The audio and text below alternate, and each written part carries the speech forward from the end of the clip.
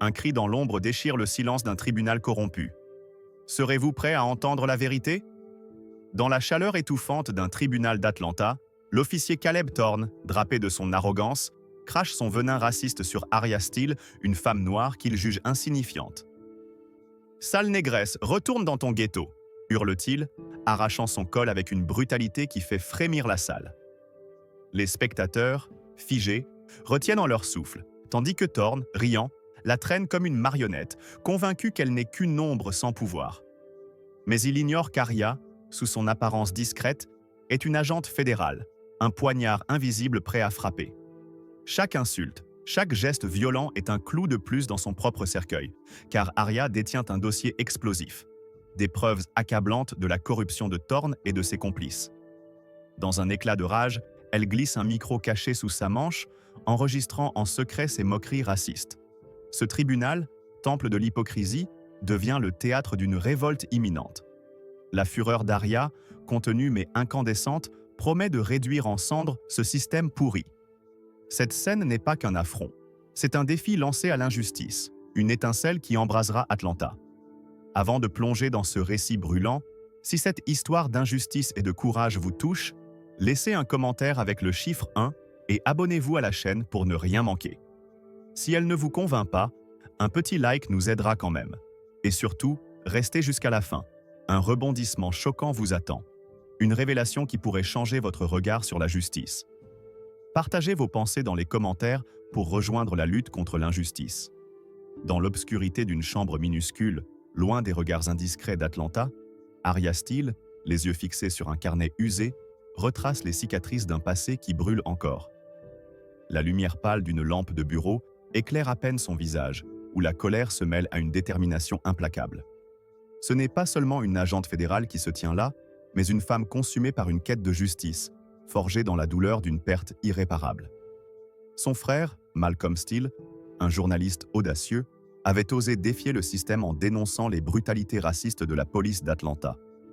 Ses articles, incisifs comme des lames, mettaient en lumière les abus de Caleb Thorne, un officier dont le nom revenait sans cesse dans les plaintes des communautés noires.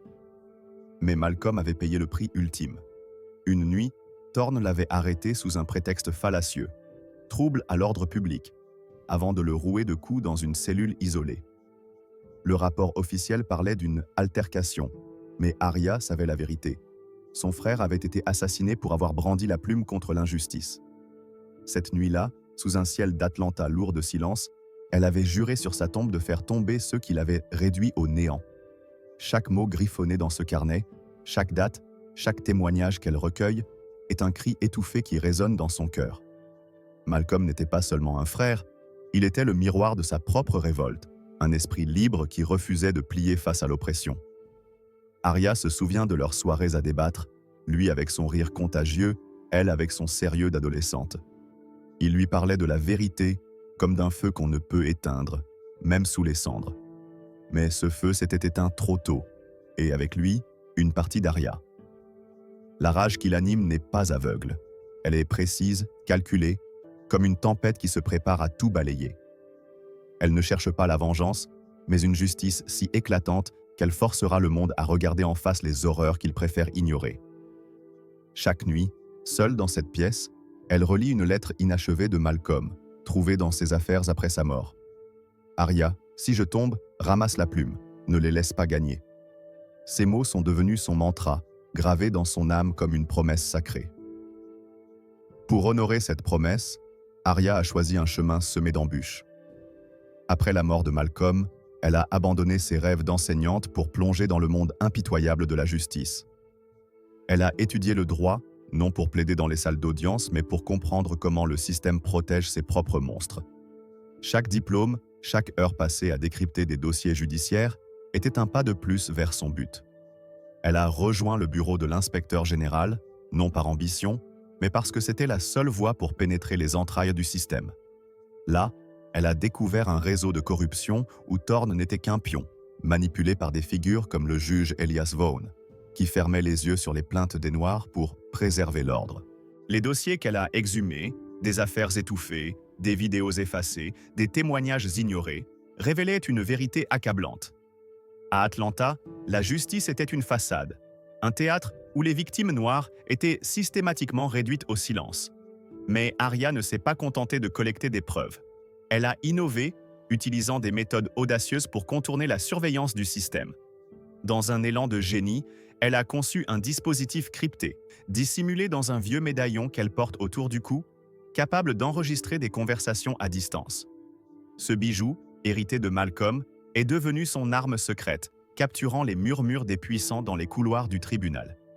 Une nuit, elle a piraté une base de données interne, découvrant un échange entre Thorne et Vaughn, où ils riaient de nettoyer les rues des indésirables.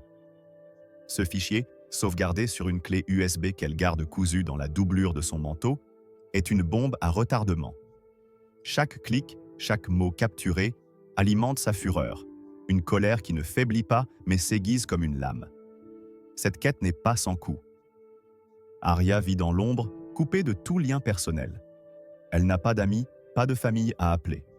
Son appartement, un réduit sans âme, est un bunker où chaque mur est tapissé de notes codées. Elle dort à peine, hantée par les visages des victimes qu'elle n'a pas encore sauvées. Parfois, elle sent le poids de la solitude, mais la voix de Malcolm dans ses souvenirs la ramène à sa mission. Elle ne combat pas seulement pour elle, mais pour tous ceux que le système a écrasés.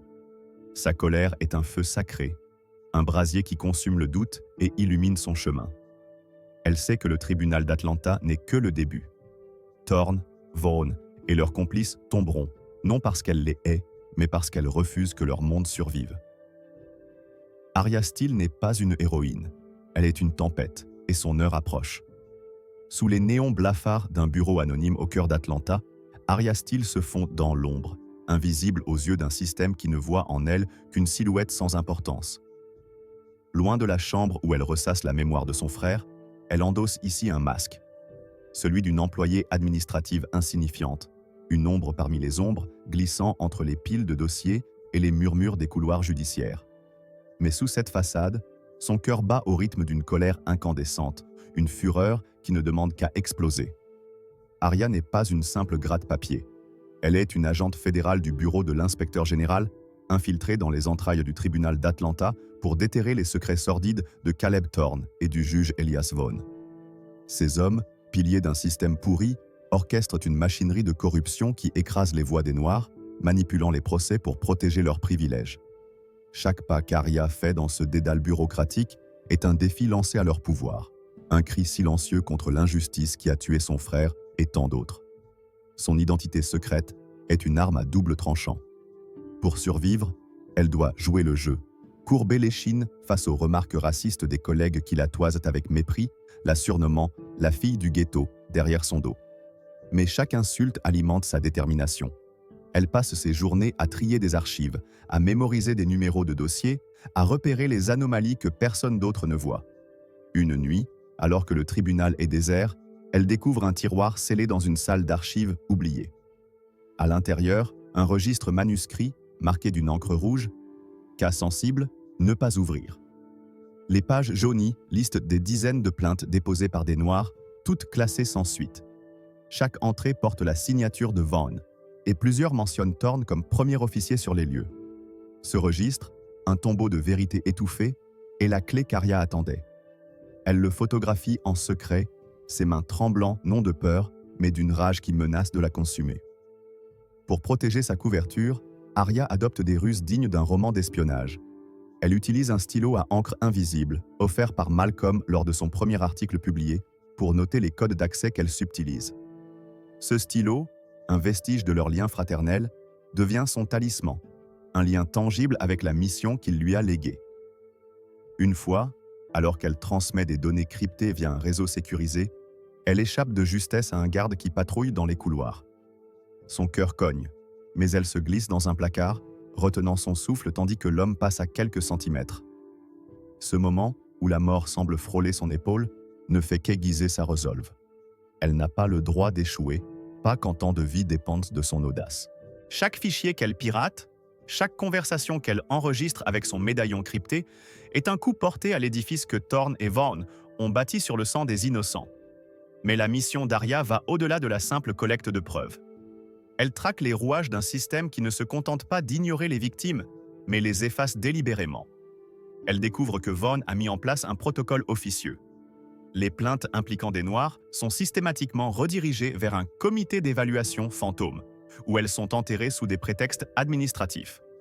Thorne, lui, joue le rôle de l'exécuteur, falsifiant des rapports pour justifier des arrestations arbitraires. Une vidéo qu'Arya récupère d'un serveur désactivé montre Thorne riant avec un collègue. Ces gens-là ne mériteront pas de procès. On les remet à leur place, point final. Ces mots, prononcés avec une froideur glaçante, font bouillir le sang d'Arya.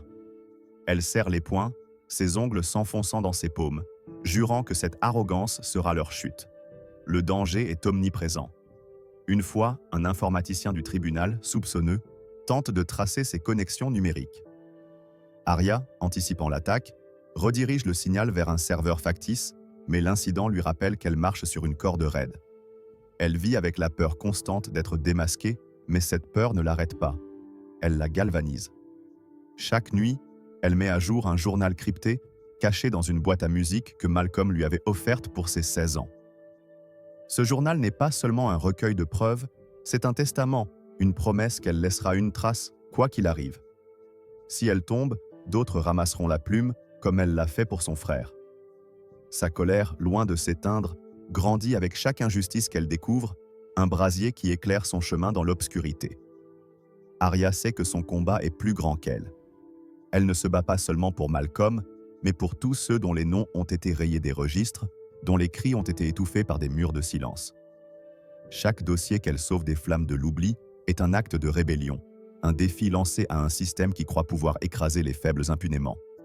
Elle imagine le jour où elle révélera tout, où Thorne et Vaughn devront affronter la lumière crue de la vérité. Ce jour-là, elle ne sourira pas. Elle regardera leurs empires s'effondrer, portés par une fureur qui ne connaît pas de repos. Arya Steele n'est pas une ombre. Elle est une tempête qui s'annonce, et Atlanta tremblera sous son passage. Dans les entrailles du tribunal d'Atlanta, où les murs semblent murmurer des secrets inavoués, Caleb Thorne arpente les couloirs avec l'assurance d'un prédateur intouchable. Loin de l'ombre discrète où Arya Steele tisse sa toile, cet officier de police, drapé dans son uniforme, incarne une arrogance nourrie par des années d'impunité. Sa colère, un venin raciste qui coule dans ses veines, s'exprime sans retenue, crachant des insultes qui résonnent comme des coups de fouet. « Ces Noirs n'ont rien à faire ici », grogne-t-il à un collègue, un rictus méprisant aux lèvres, ignorant qu'Arya, tapie dans l'ombre, enregistre chaque mot. Thorne n'est pas seulement un homme. Il est le bras armé d'un système qui prospère sur l'oppression, un système qu'il sert avec une cruauté assumée. Son comportement, un mélange de sadisme et de supériorité, révèle une vérité glaçante. À Atlanta, le racisme n'est pas une anomalie, mais une arme brandie pour maintenir l'ordre blanc. Thorne ne se contente pas d'appliquer la loi. Il la tord à son gré, transformant chaque arrestation en une démonstration de pouvoir. Lors d'une descente dans un quartier noir, il arrache un adolescent de sa maison, le traînant au sol devant sa mère en pleurs. « Tu crois que t'es quelqu'un » hurle-t-il, son poing s'abattant sur le garçon. Un geste gratuit, filmé par une caméra corporelle qu'il éteint immédiatement après. Ce n'est pas un incident isolé. Arya découvre, dans un disque dur abandonné, des dizaines de vidéos similaires, toutes supprimées des archives officielles. Chaque image est une gifle au visage de la justice. Chaque cri étouffé, un rappel de l'impunité de Thorne. Sa rage contre les Noirs n'a pas de limite. Il falsifie des rapports, accuse des innocents de résistance et s'assure que leurs plaintes s'évanouissent dans les méandres administratifs. Ces actes ne sont pas des erreurs.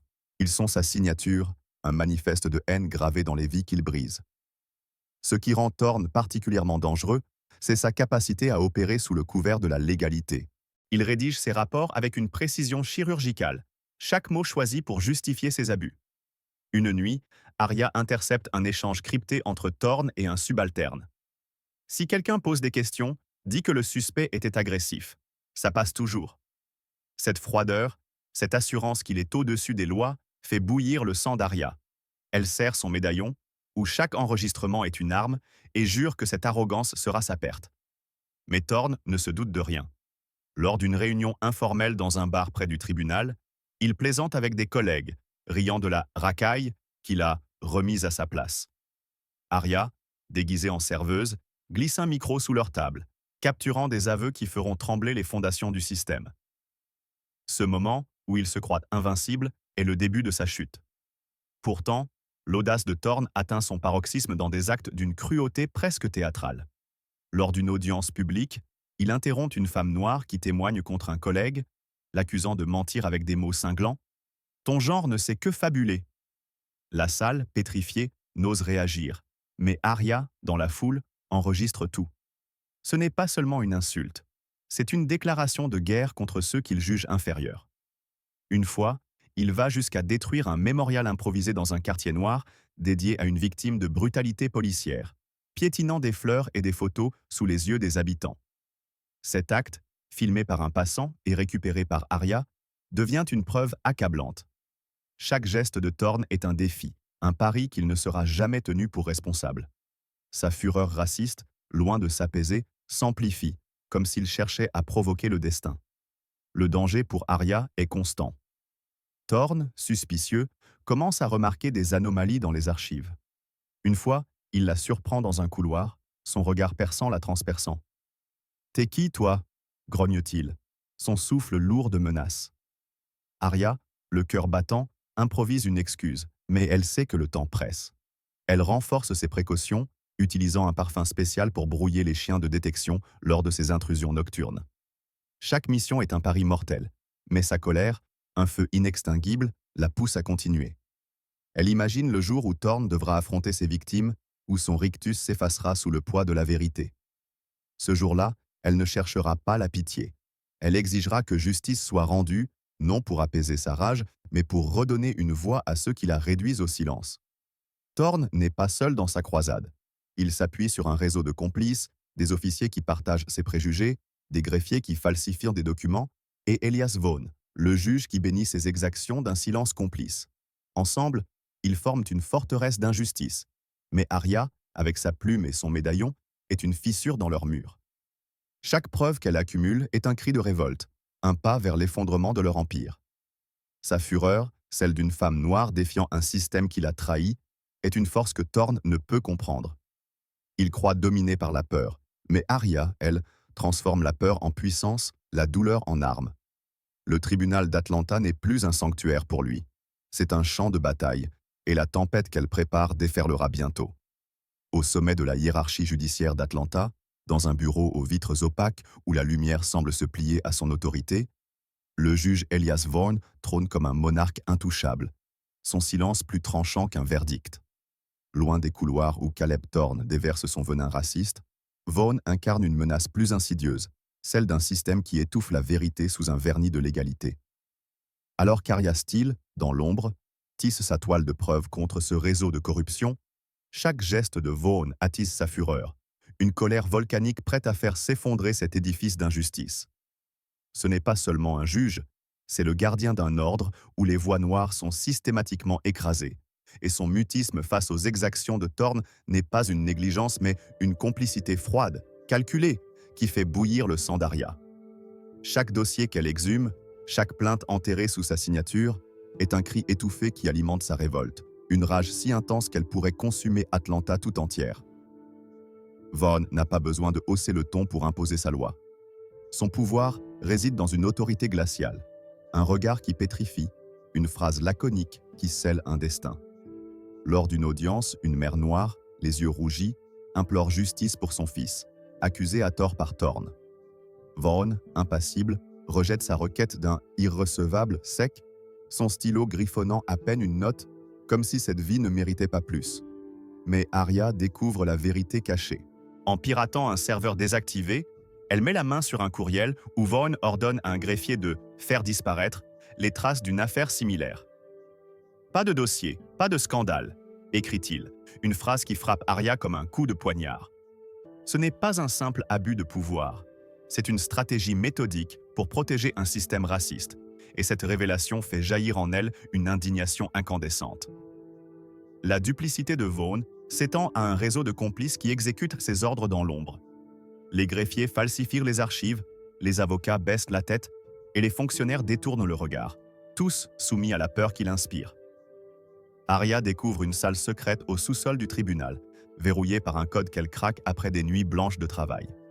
À l'intérieur, des boîtes poussiéreuses contiennent des cassettes audio, des enregistrements de réunions où Vaughn, avec un calme glaçant, dicte des instructions, rediriger les plaintes des Noirs vers des dossiers mineurs, qu'elles se perdent dans le système. Ces cassettes, qu'elle écoute dans l'obscurité, révèlent un homme qui ne se contente pas d'ignorer la justice. Il l'étrangle de ses propres mains. Chaque mot qu'elle transcrit, chaque preuve qu'elle sauvegarde dans son médaillon crypté, est un pas vers l'exposition de ce monstre déguisé en magistrat.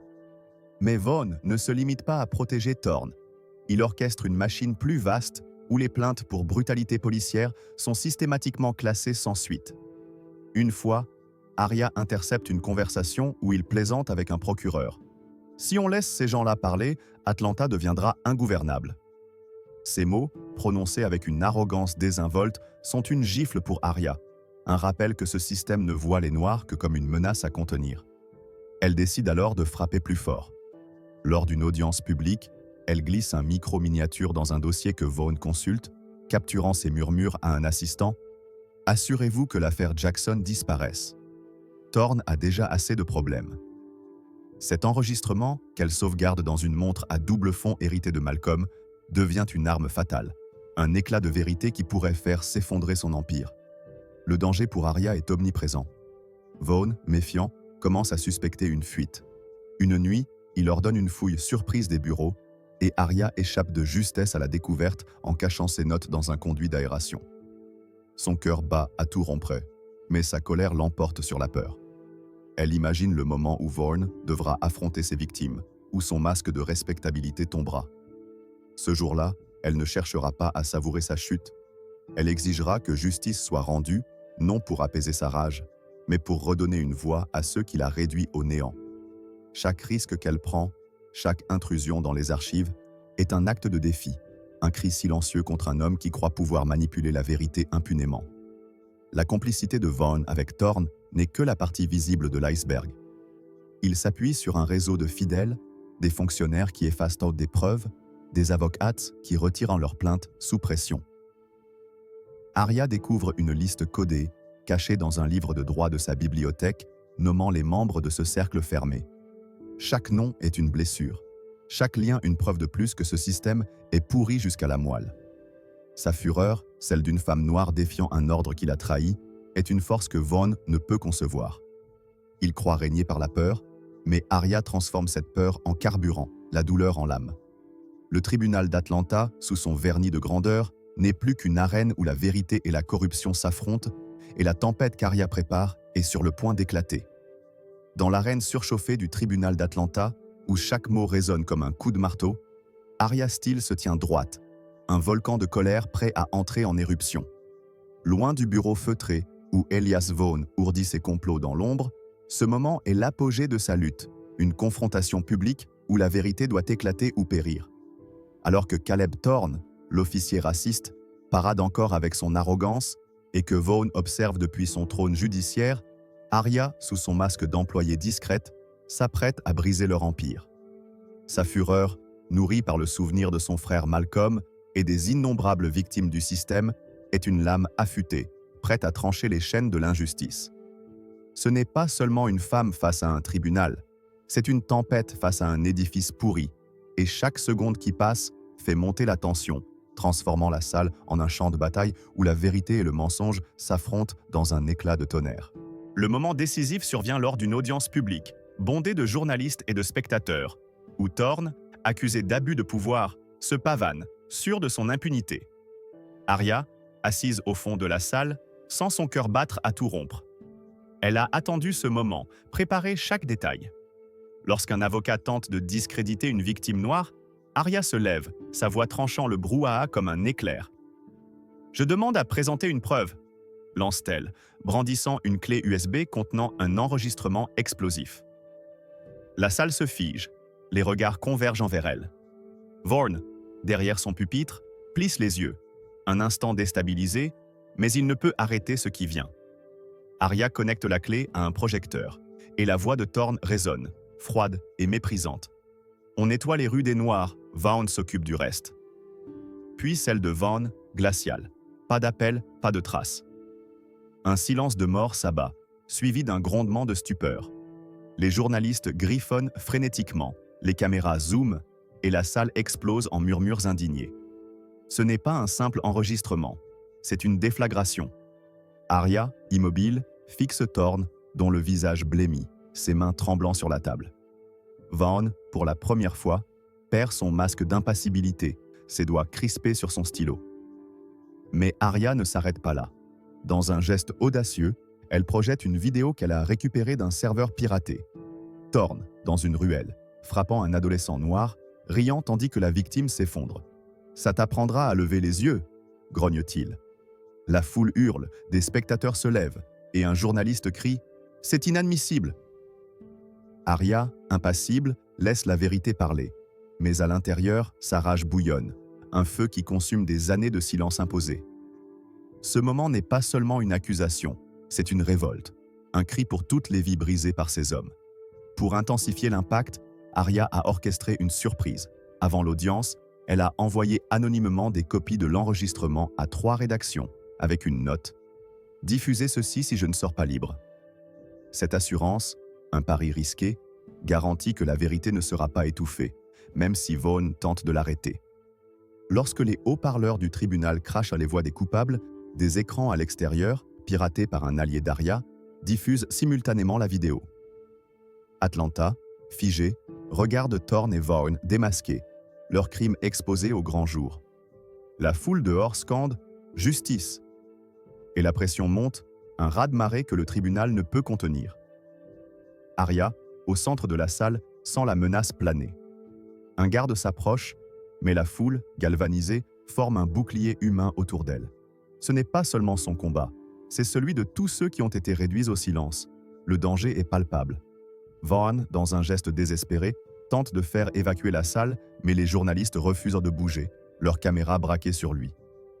Thorne, acculé, hurle « C'est un montage !» Mais sa voix se perd dans le tumulte. Arya, avec un calme glacial, sort une montre à double fond, révélant un second enregistrement.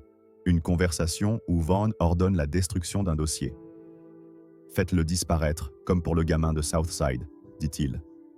Cette preuve, qu'elle a gardée comme un atout maître, achève de faire basculer la salle. Les spectateurs, enragés, exigent des comptes, et les réseaux sociaux s'embrasent, le hashtag Justice pour Atlanta devenant viral en minutes. Arya, au milieu du chaos, sent sa colère se muer en une force implacable, une certitude que ces hommes ne pourront plus se cacher. Ce moment est l'aboutissement de mois de travail dans l'ombre, de nuits blanches à décrypter des codes, de risques mortels pour arracher la vérité. Chaque mot prononcé par Thorne et Vaughn est un clou dans leur cercueil, chaque image un hommage à Malcolm et aux victimes oubliées. Arya ne savoure pas la victoire. Elle exige la justice, non pour apaiser sa rage, mais pour redonner une voix à ceux que le système a effacés. Le tribunal, autrefois un sanctuaire d'oppression, est devenu une arène où la vérité triomphe, où la fureur d'une femme noire défie un empire de mensonges. Thorne et Vaughn, jadis intouchables, vacillent, et Atlanta, éveillée par le courage d'Arya, ne se taira plus. L'impact de l'enregistrement d'Arya est immédiat et cataclysmique.